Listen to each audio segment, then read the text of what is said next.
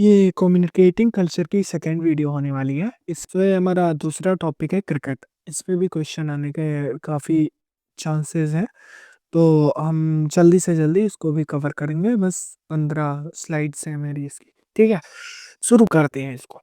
Cricket सिर्फ एक खेल नहीं था या एक दर्पण था, या कैसे कहा गया ये पहले देखते हैं।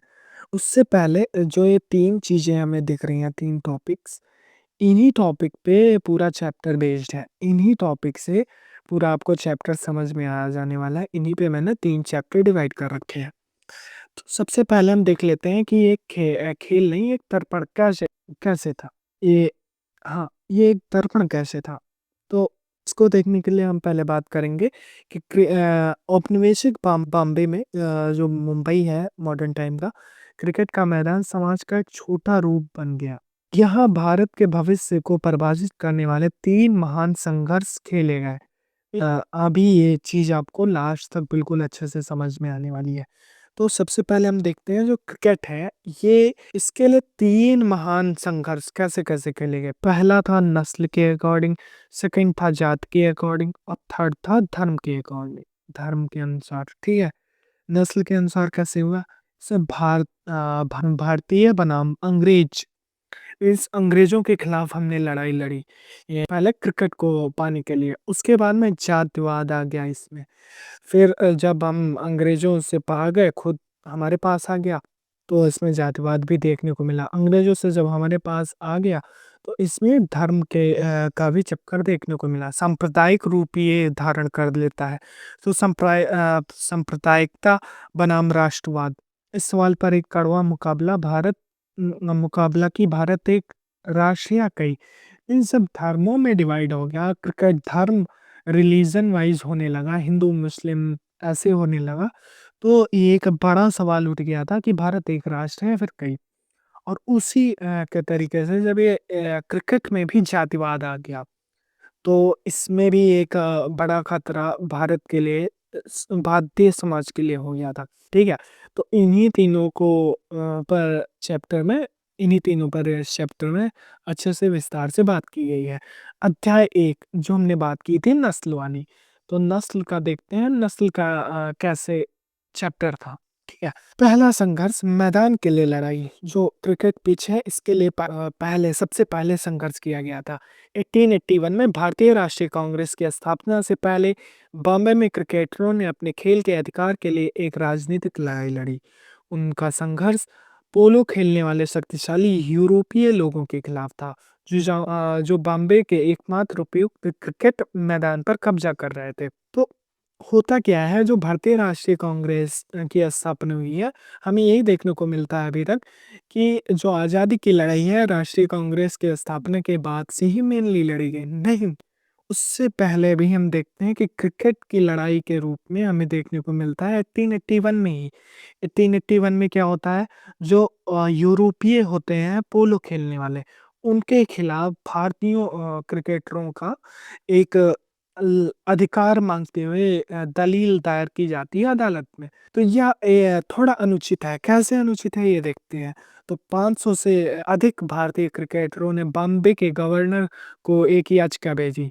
उन्होंने तर्क दिया कि कुछ सुविधा के लिए सैकड़ों युवाओं की आवश्यक मनोरंजन को क्यों कुर्बान किया जाना चाहिए। मीन्स कुछ ही आई थिंक 1-2 दर्जन हैं वो पोलो खेलने वाले लोग, उनकी वजह से 500 से भी अधिक लोग जो कि एकजुट थे भारतीय, ये जो क्रिकेट की पिच थी ये बार-बार खराब हो जाती। खराब कैसे हो जाती थी? जो पोलो खेलने वाले हैं, ये पोलो कैसे खेला जाता है? हॉकी एक तरीके से समझ लो, बट ये घोड़े पे बैठ के खेली जाती है, घोड़े पे बैठ के खेलते हैं। तो जब घोड़े इस मैदान में चलते थे, तो इनके जो क्रिकेट का पिच था, ये खराब हो जाता था। अब अगर ये पिच खराब हो गई, फिर ये इनके क्रिकेट खेलने के लिए उपयुक्त नहीं रह जाती थी। तो इसी पे कहा गया है कि आधा दर्जन सज्जनों को, जो आम तौर पर पोलो खेलते हैं, कि आराम और सुविधा को 500 से अधिक देसी युवाओं के आवश्यक स्वास्थ्य मनोरंजन पर प्राथमिकता दी जानी चाहिए। हाँ, जो आधा दर्जन सज्जन है, इनके अपेक्षा जो 500 से भी अधिक लोग हैं, युवा हैं, जो कि स्वस्थवर्धन क्रिकेट खेलना चाहते हैं, मनोरंजन करना चाहते हैं क्रिकेट खेल के, इनको प्राथमिकता दी जानी चाहिए, ऐसी आवाज़ उठाई जाने लगी। तो इसमें फिर क्या होता है, एक समाधान तो होता है, बट इसमें इन्होंने डिवाइड भी कर दिया हम भारतीयों को। कैसे डिवाइड कर दिया? तो इंग्लैंड के जो पूर्व कप्तान थे क्रिकेट के, ये नए गवर्नर बनाए जाते हैं। नए गवर्नर क्या कौन थे? Lord Harris. इन्होंने इस विवाद को सुलझाया। इस विवाद को सुलझाते हुए इन्होंने भारतीयों को 3 भागों में बाँट भी दिया, एक तरीके से कह सकते हैं। उन्होंने भारतीय क्रिकेटरों के लिए विशेष भूमि आवंटित की, लेकिन एक महत्वपूर्ण शर्त रखी। भूमि को शहर के प्रमुख धार्मिक समूहों के लिए 3 भूखंडों में विभाजित किया गया था। पारसी, हिंदू और इस्लाम। मीन्स इन्होंने भूमि तो आवंटित कर दी, बट इसको 3 भागों में डिवाइड कर दिया। पारसी, हिंदू और इस्लाम, इन तीनों भागों में डिवाइड कर दिया। नस्लीय संघर्षों के समाधान ने अनजाने में सांप्रदायिक क्रिकेट की नींव रखी। जो नस्लीय संघर्ष था हमारा, मीन्स नस्लीय संघर्ष क्या था? भारतीय और जो ये पोलो खेलने वाले यूरोपीय थे, इनसे हमारी लड़ाई थी कि हमें क्रिकेट का मैदान चाहिए। ये क्रिकेट का मैदान खराब कर देते हैं, लेकिन इसका समाधान तो कर दिया इन्होंने। उसी के साथ क्या कर दिया, एक सांप्रदायिक क्रिकेट की नींव रख दी। जैसा कि इतिहासकार ने लिखा है, कोई भी सरकार शासितों को अच्छा से वे अधिकार नहीं देती। शासितों में जिस पे वो शासन कर रही है, उनको स्वेच्छा से वो अधिकार नहीं देती जो निष्पक्ष रूप से उनके होते हैं। ये हमेशा संघर्ष के बाद ही प्राप्त होते हैं। हमें हमारा अधिकार तो मिल गया, लेकिन उसका नतीजा क्या निकला? सांप्रदायिक क्रिकेट की नींव रख दी इन्होंने, लॉर्ड हैरिस ने। सांप्रदायिक क्रिकेट की नींव हमने बता ही दिया कि पारसी, हिंदू और इस्लाम में डिवाइड कर दिया था इन्होंने भूमि को। फिर सेकंड अध्याय आ जाता है, दूसरा अध्याय आ जाता है जाति आधारित जो डिवीजन हो गया था।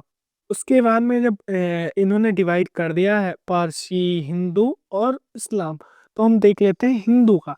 हिंदू के अंतर्गत जो जाति आधारित दिक्कतें आने लगी, वो क्या था? क्रिकेट का मैदान अब हिंदू समाज के भीतर एक गहरे संघर्ष का अखाड़ा बन गया। यह कहानी पल्लव प्रकर बालू की है, जो अछूत माने जाते थे उस टाइम के अकॉर्डिंग। ठीक है, ये एक सदस्य थे जो भारत के लिए महान क्रिकेट नायक बने। ये एक काफी अच्छे क्रिकेटर थे, जिनका काफी नाम है क्रिकेट में। उस टाइम पीरियड में इन्होंने भारत को तो नहीं बोलेंगे, बट जिस टीम के लिए खेलते थे, एक अच्छा खासा इनका रिकॉर्ड था। प्रतिभा जो पूर्वाग्रह को तोड़ देती है। प्रतिभा जो थी, बालू की प्रतिभा जो थी, की खोज पूना जिमखाना के अंग्रेजों ने की थी। पूना जिमखाना के अंग्रेजों ने कैसे की थी? वे नौकर के रूप में काम कर रहे थे। वहाँ पे उन्होंने देखा पूना जिमखाना के अंग्रेजों ने, और उनको क्रिकेट खिलाया। उनको क्रिकेट में एक स्थान दिया, जहाँ जहाँ पे ब्राह्मणों द्वारा संचालित प्रतिद्वंदी हिंदू क्लब में उन्हें अपनी टीम में भर्ती कर लिया गया। उसके बाद में इनकी हिंदू क्लब में भर्ती होती है। वे मैदान पर बालू के साथ खेलते थे, लेकिन उनके साथ भोजन नहीं करते थे। मीन्स वही जो पुराने समय में जातिवादी प्रथा के अंतर्गत भाव होते थे, वो सारे भेदभाव इनके साथ भी हो रहे थे। चाय के अंतराल के दौरान उनके साथियों से दूर रही, डिस्पोजल कप में चाय, ब्ला ब्ला, ये सारी चीजें जो कुछ भी होती थी भेदभाव के अंतर्गत। लेकिन अब इतने अच्छे अगर ये प्लेयर है, तो इनको कैप्टन बनाया जाना चाहिए। इस पे भी बात होने से लगा। बालू निर्विवाद रूप से हिंदू टीम के सबसे महान और सबसे अनुभवी खिलाड़ी थे। मीन्स उसमें कोई विवाद नहीं था, वो सबसे अच्छे और अनुभवी खिलाड़ी में से एक थे। फिर उन 1910 टू और 1920 के बीच हिंदू जिमखाना के वकील और व्यापारियों ने उन्हें कप्तान बनाने से बार बार इनकार कर दिया। उनको इनकार इसलिए कर देते थे क्योंकि उस टाइम पे भेदभाव वाली जो अवधारणा थी, वो काफ़ी विकसित थी। कप्तान का सम्मान मेरे दोस्त जो एमडी पाई थे उस टाइम के कैप्टन, 1930 में, उन्होंने क्या कहा? कप्तान का सम्मान मेरे दोस्त श्री बालू को दिया जाना चाहिए था, क्योंकि वो टीम के सबसे वरिष्ठ और अनुभवी खिलाड़ी हैं। ये कैप्टन ने उस टाइम पे कहा। और उन्होंने ही उनको क्या किया, कैप्टन भी बना दिया। और उस पे काफ़ी विद्रोह भी होता है, ये आप देख सकते हैं। इस पे होता क्या है एक्चुअली में, कि जो अंग्रेज़ों ने एक डिवाइड किया, इस सांप्रदायिक विद्रोह में इसी तरीके से बढ़ गया।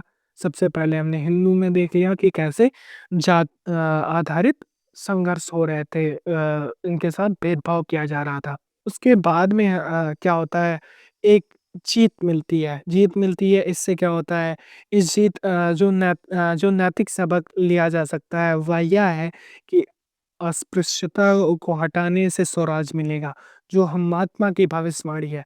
महात्मा गांधी जी की भविष्यवाणी यही थी कि हमें छुआछूत और इन सब से आगे निकलना चाहिए, तभी हमें अपना स्वराज मिल सकता है। होता क्या है कि बालू के भाई विट्ठल जो होते हैं, उनको कप्तान नियुक्त किया जाता है। उनके नेतृत्व में हिंदुओं ने वर्षों में पहली बार टूर्नामेंट जीता। काफ़ी टाइम बाद टूर्नामेंट जीतते हैं। एक उत्साही भीड़ मैदान में घुस गई और अपने कप्तान को कंधे में उठा लिया, ठीक है? तो ऐसा होता है कि मीन्स अगर हमें अपना स्वराज चाहिए, अपना राज चाहिए, तो उसके लिए अस्पृश्यता को हटाना होगा, जो कि महात्मा गांधी जी ने भी कहा था। थर्ड चैप्टर जो है, धर्म और राष्ट्र। एक राष्ट्र या तो सांप्रदायिक क्रिकेट का उदय और पतन। सांप्रदायिक क्रिकेट कैसे उदय हुआ, ये तो हमने बता ही दिया था पीछे। जैसे पारसी क्रिकेट, हिंदू क्रिकेट, इस्लाम और बाकी, और किसी के साथ में यूरोपीय क्रिकेट भी था। होता क्या है, जाति का युद्ध तो जीत लिया गया। कैसे जीत लिया गया, जब ये क्रिकेट जितवा देते हैं काफ़ी टाइम बाद में, तो फिर सब लोग मानने लगते हैं, ठीक है, इसमें कोई जातवाद नहीं होना चाहिए क्रिकेट में खासकर, ठीक है। फिर जात का युद्ध तो जीत लिया गया, लेकिन क्रिकेट का मैदान जल्दी भारतीय राजनीति के सबसे कठिन सवाल का युद्ध क्षेत्र बन गया। कैसे बन गया? क्या भारत एक राष्ट्र था, या ब्रिटिश शासन द्वारा कृत्रिम रूप से एकजुट किए गए विभिन्न समुदायों का एक समूह? भारत एक राष्ट्र है, या फिर जो ब्रिटेन ने सब एक समूह को इकट्ठा कर लिया है, वो देखना चाहिए कि कई समुदायों का एक समूह है। ये सवाल उठने लगा। कैसे उठने लगा? सबसे बड़ा तमाशा जब होता है, जो यूरोपियों और पारसियों के बीच एक वार्षिक मैच के रूप में शुरू हुआ। यूरोप और पारसी, इनके मध्य में एक वार्षिक मैच का आयोजन, सीरीज का आयोजन किया जाने लगा। वह भारत के प्रमुख खेल प्रतियोगिता बन गई। इसमें काफ़ी दर्शक आने लगे, एक बड़ी प्रतियोगिता बन गई। यह एक कार्निवल था, जो बॉम्बे शहर को हफ्तों तक रोक देता था। इसमें हज़ारों प्रशंसक अपनी-अपनी शानदार टीम का समर्थन करने आते थे।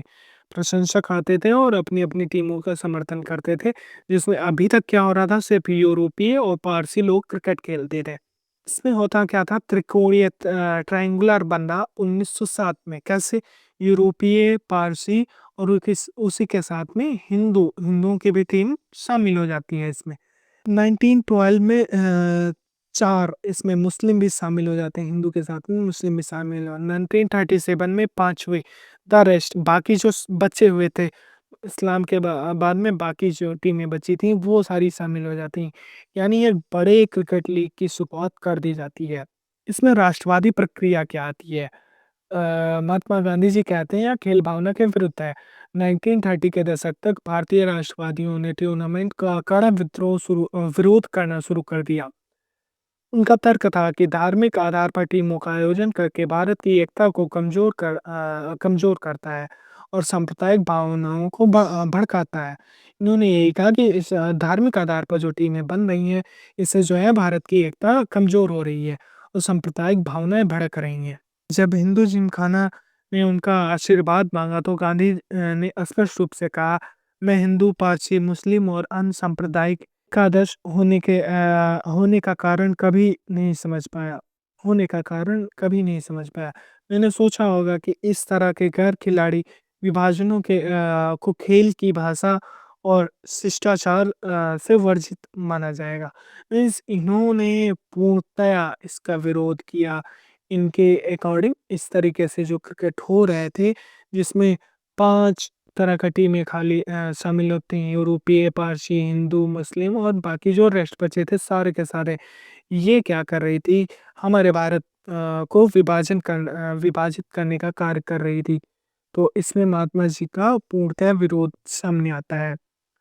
जब युद्ध का मैदान बन गई 1930 और 40 का दशक में हिंदू मैचों की प्रतिद्वंदता खतरनाक रूप से बढ़ गई।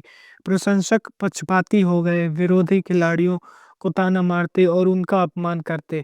खेल का माहौल देश के बिगड़ते राजनीतिक माहौल को दर्शाता था। मीन्स हिंदू और मुस्लिम में लड़ाई उस टाइम पीरियड में क्रिकेट में भी देखी जा सकती है। जैसे आज के टाइम पे भारत और पाकिस्तान का ही मैच हो जाए तो एक व्यापक जनसैलाब भारत का सपोर्ट करता है, वहीं पे कुछ गिने चुने पाकिस्तान का भी सपोर्ट करते हैं। लेकिन उस टाइम पे जो डिबेट होती है उससे आप इस चीज का भी अंदाजा लगा सकते हैं कि हिंदू मुस्लिम मैचों में प्रतिद्वंदता कैसे उस टाइम पीरियड में रही होगी। दर्शी का विवरण, एक प्रत्यक्षदर्शी ने विवरण दिया है। ये कोई हिंदू और मुसलमान के बीच होने वाले पेंगा पेंग सॉरी एक प्रत्यक्षदर्शी का विवरण। यदि कोई हिंदू और मुसलमान के बीच होने वाले पेंटागुलर के दौरान स्टैंड का दौरा करता तो खुद देख सकता था कि प्रत्येक समुदाय एक दूसरे के लिए कितनी नफरत और सबसे बुरे की कामना करता है, और मुसलमान का नाश हो या हिंदुओं का नाश हो जैसे भाषा का इस्तेमाल किया जाता है। मीन्स उस टाइम पे ऐसे-ऐसे नारे लगाए जा रहे थे। हिंदू ये नारे लगाते कि मुसलमान का नाश हो, मुस्लिम ये नारे लगाते थे हिंदुओं का नाश हो। किस लिए? सिर्फ़ एक क्रिकेट के लिए। इसी वजह से महात्मा गांधी जी ने इसका मास लेवल पे विरोध किया था। अब आखिरी पारी, एक युग का अंत। युग का अंत होता है ये देख लो। युग का अंत 1946, हमें फ्रीडम मिलने से 1 साल पहले 1946 में खेला गया। भारत के विभाजन और पाकिस्तान के निर्माण के साथ धार्मिक आधार पर आयोजित एक क्रिकेट टूर्नामेंट एक राष्ट्रीय शर्मिंदगी बन गया। क्रिकेट उन सामाजिक विभाजनों को हल नहीं कर सका जिन्हें उसने प्रतिबिंबित किया था। मीन्स होता क्या है एट द एंड, ये कितना भी विरोध महात्मा गांधी जी या अन्य राष्ट्रवादी नेताओं ने की हो इसकी, लेकिन ये खत्म कभी नहीं होता है, क्योंकि इससे बड़े लेवल पे कमाई होती थी। और खत्म ये तब हुआ जब भारत और पाकिस्तान का विभाजन हो गया। तो ये था हमारा सेकंड टॉपिक। इस पे भी क्वेश्चन आने के काफ़ी चांसेस हैं। इसको आप अच्छे से तैयार कर लेना। वैसे यही स्टोरी लिखनी होगी आपको। जैसे एक बार क्वेश्चन ये आया था कि क्या क्रिकेट में पॉलिटिक्स का होना चाहिए या ना होना चाहिए, इस पे आपको टिप्पणी लिखनी होगी। तो उसपे यही आप लिखेंगे कि हाँ, जो खेल हैं उन पे पॉलिटिक्स नहीं रखनी चाहिए। उनको निष्पक्ष रूप से खेला जाना चाहिए। और मिलते हैं नेक्स्ट वीडियो में। और जो इम्पोर्टेंट टॉपिक्स होंगे मैं 5-6 टॉपिक करवा दूंगा एग्जाम से पहले, तो सारे टॉपिक कवर हो जाए।